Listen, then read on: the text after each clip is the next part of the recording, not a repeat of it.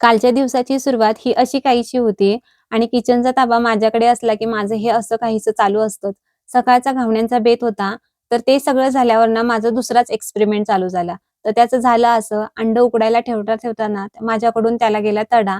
तर त्याचं ऑमलेट बनवायच्या ऐवजी मी होतं ते पण फोडून डिशमध्येच उकडायला ठेवलं. आहे की नाही मज्जा? त्यानंतर मी गेले घराजवळच्या शेताकडे, कारण आमचे नाचणी मळायचे होते. घरातलं सगळं आवरून आणि जेवण बनवून जाईपर्यंत म्हणजे आमची कणसच मळून झालेली. इथं पण एक मज्जा झाली. ती म्हणजे शेताकडे जाताना ना मी रोजच्या वाटेवरूनच जात होते आणि तिथली वाटच बंद केलेली, म्हणजे कुडून घेतलेली होती. मग म्हटलं, "अरे यार, आता जायचं कसं?" तर बाजूलाच ना कोणीतरी ही अशी वाट करून ठेवलेली. मग मी काय थांबते होय? गावाला वळसा घालत फिरून कोण जाणार? म्हणून मी पण शिरले तिथूनच. येईपर्यंत म्हणजे कणसं मळून झालेलीच. ही नाचणी मळायची मशीन.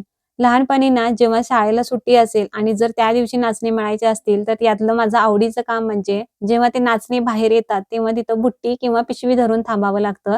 तर ते माझं आवडीचं काम. आता पण मला तेच करायचं होतं, पण आई-पप्पांनी मी यायच्या आधीच ते काम संपवलेलं. आमच्या भागाकडे सहसा हीच मशीन वापरतात. तसा माझा सुट्टीचा दिवस आणि खूप दिवसानंतर हे असं काम करायला मिळत होतं, त्यामुळे मज्जा पण वाटत होती. पण इकडे या दोघांचा जीव दमून गेलेला. शेतकरी म्हटलं की 12 महिन्यातील प्रत्येक दिवस हा शेतकऱ्याचा कामाचाच. ना सुट्टी ना आराम. त्यानंतर आम्ही राहिलेलं सगळं भरून सामान गोळा करून निघालो घरी. ही आमची सामानाचा भार हलकी करणारी साथीदारीण म्हणजे पप्पाची सोबती. त्यानंतर आम्ही घरी येऊन आवरून जेवून घेतलं ना आईने मी निघालो कपडे धुवायला नदीकडे. आजकाल सगळ्या सुखसुविधा घरच्या घरी होत आहेत आणि मिळतायत पण.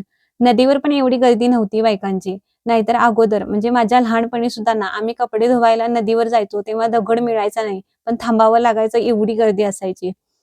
कपडे धुवायला पण दगड मिळायचा नाही. घरी आल्यानंतर माझा हा असा काहीसा टाईमपास मज्जा चालू होती.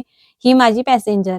त्यानंतर हिला खेळायचं होतं म्हणून आम्ही छप्पीचा डाव खेळायचं ठरवलं.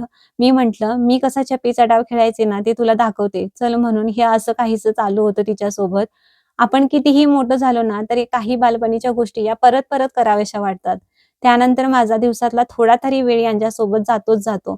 त्यानंतर झाला संध्याकाळच्या जेवणाचा टाईम आणि आम्हाला बाहेर जेवण पण द्यायचं होतं. त्यामुळे जेवणाला लवकरच सुरुवात केलेली.